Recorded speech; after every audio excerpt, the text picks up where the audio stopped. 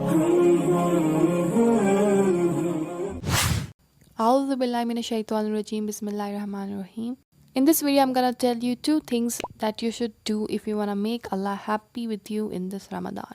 The first thing that you should do is read Quran. And when I say you should read Quran, it means understand the meaning of the verses of the Quran. I know you wanna finish reading the Quran in this month, trying to get huge reward for that. But you read Quran without understanding the verses, without knowing the meaning of the verses, that will not be beneficial for you. Of course, you will get reward for reading the Quran without meaning. If you read it with meaning, you will understand what Allah wants from you. What are the things that will benefit you in this dunya? What are the things that will harm you?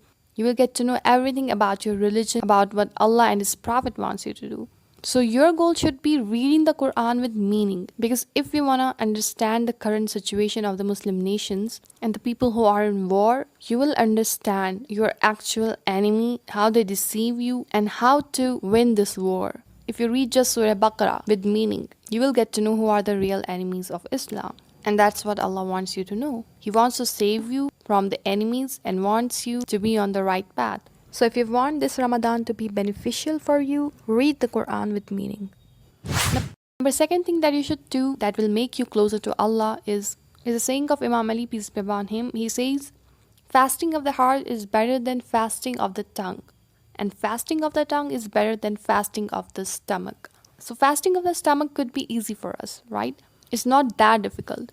And what's difficult is fasting of the tongue, how to control your tongue, how to save your tongue from using bad words, from doing gossiping, from doing backbiting. That is harder than doing fasting of stomach, right?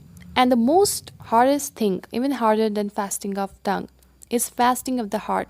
Because even if you stop your tongue from using bad words, but it's hard to clean your heart, to have no grudges for someone. If you don't do gossip or don't do backbiting, but inside you hate that person, you want them to suffer, it's all in your heart. So it's important to clean your heart. If your heart is clean, automatically your tongue will be clean. So Allah knows what's in your heart. So if you want to make Allah happy in this Ramadan, you want Allah to accept your fast, have mercy on others, forgive others if they have done something wrong to you, purify your soul, and Allah will be happy with you.